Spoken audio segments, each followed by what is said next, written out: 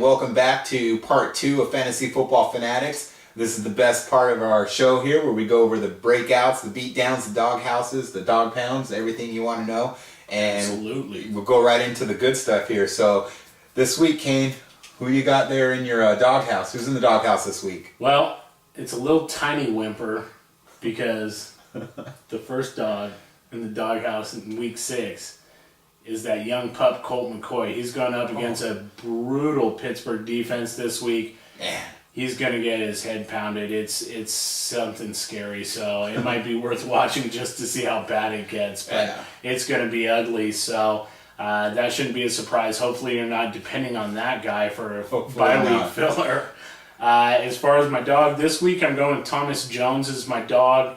He's got 236 yards, 3.9 yards a carry, but only 1 touchdown on the season. And I think he's really going to do it up this week against that really weak Houston defense. So, yeah, that's a good call there. I'm going to go ahead and just go right into the beatdown here. The beatdown here for it's almost pathetic to talk about. It has to be Todd Collins. I mean, I don't know how much more this guy could get beaten down, but I'm going to beat him down just a little bit more with the 6.2 quarterback rating. I mean, what are you thinking, Todd? That's just like horrible. Thank God you had Matt Forte on your offense to kind of carry your team through for a win. And Cutler, please come back. I wish you were back last week, but Todd Collins, you definitely get the beat down. Right. For my breakout player, Mr. All-Reliable Hines Ward. So he's had 1 game with a touchdown. He has 1 game over 100 yards. And they were never together. So this is going to be the first time that he's going to go over 100 yards and he gets you a touchdown against that Cleveland defense. Definitely, if you got Hines Ward, put him in there. He's going to get you a lot of good points there. 100 yards, touchdown. Hines Ward, go for it. Okay. Hey, Big Ben loves him, so you got to go with the guy he likes. So when was Big Ben ever wrong? Oh, wait.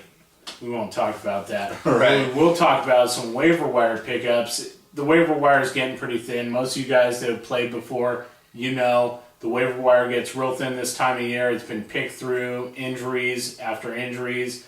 People go back to it, people that just didn't draft well. For a quarterback, Ryan Fitzpatrick got some garbage touchdown last week. Didn't put up a ton of yards, but 3 touchdowns and 250 plus yards, not looking too bad. Yeah, if you pick him up to fill in for like a bye week or in case your quarterback had a concussion like mine, definitely could help you win. What are you going to do? Against guess who? Yeah, so he's a pretty decent pickup. Ryan Fitzpatrick plays fearless. He hucks the ball down the field, so you got to like him. Buffalo has to throw the ball. They have nothing else, so he's going to be throwing the ball. What are you going to do? Brandon Tate there in New England, now that Randy Moss is gone, right. Someone's going to need to step up. It's either going to be him or maybe, Deion Branch, who just came back. But, I'd rather go with the talent and, take a gamble. Yeah, Tate's an upside guy. Also, he's got the upside of returning punts, and we saw the week before last what he can do when he gets the ball in his hands. He's a home run threat. So if you get bonus points or if you get points for punt returns, kick returns in your league, that's a good guy to pick up. Danny Amendola with the injury to Clayton. Amendola's going to have to step up. Somebody's going to have to step in and give Bradford a target. So Amendola looks like he's been on the rise anyhow. He's a really good upside guy. Brandon Gibson, who's also looking in to step in because Clayton's out, definitely can take a chance on him. Also, Ernest Graham, if he's still out there for a running back. You never know. He might be able to get you a couple touchdowns here for the next 3 or 4 weeks.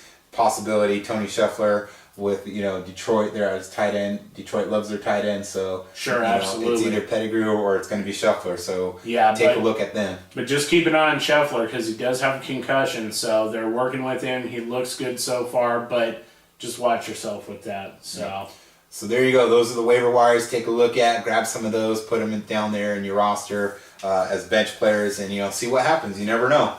All right, so let's go ahead and get into our 2-minute drill. This is our version of starter or sit 'em. This is where I go over every game of the week, pick a player here by random, and Big Dog is going to go ahead and tell you whether to start or sit him. So pay close attention. You're going to give me hard ones again this week. Oh, of course. Well, yeah. Our viewers need hard questions. They need to know. That's what they're facing every day. All right, guys, you ready? Cold-blooded. Here we go. We got Miami against Green Bay. What do you think of Brandon Jackson? No, not against Miami. He hasn't looked great anyhow.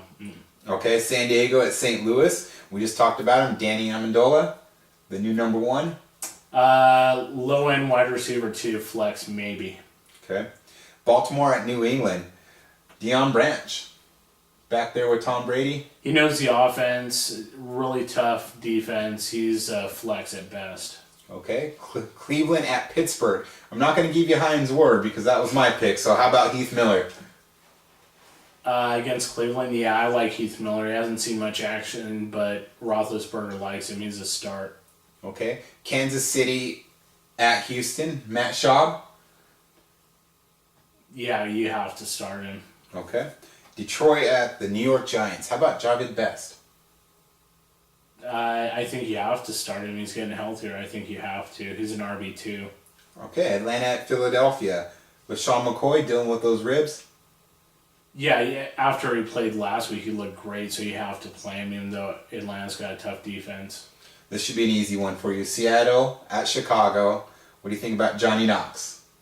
Yeah, I really like Knox. I think this is a great matchup. I think he could really step it up this week and break out. Okay. New Orleans at Tampa Bay. Marcus Colston. Yeah, I like Colston this week. I think he's going to play better. I think Breeze has to play better. Jets at Denver. Santonio Holmes. That's a tough one, but he's not going to be the guy with Champ Baylam, so go ahead and start him. All right, we have Oakland at San Francisco. Michael Bush.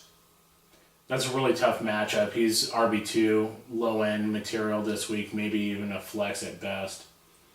Next game, Dallas at Minnesota. Percy Harvin. Percy Harvin's a wide receiver 2 this week. All right, well, he has Randy Moss there to take attention away from him. Right. Indianapolis at Washington. How about Chris Cooley? Yeah, I like Cooley this week. I think it's a good matchup for his position against Indy. Okay, and then our Monday night game, we have Tennessee at Jacksonville. I'm not going to give you the quarterback, but how about one of the receivers, Kenny Britt?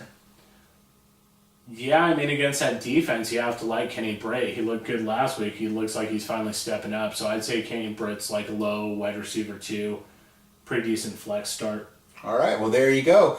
So hopefully we went over a couple of your players. Now you know whether to start or sit them. Send us your emails, your questions, your comments, your concerns. You can reach us. Where can they reach us at, Caine? Fantasy Football Fanatics at rocketmail.com. You can find us on Facebook. Come be our friend. And also, you can follow our tweets at FFF Tweets at Twitter.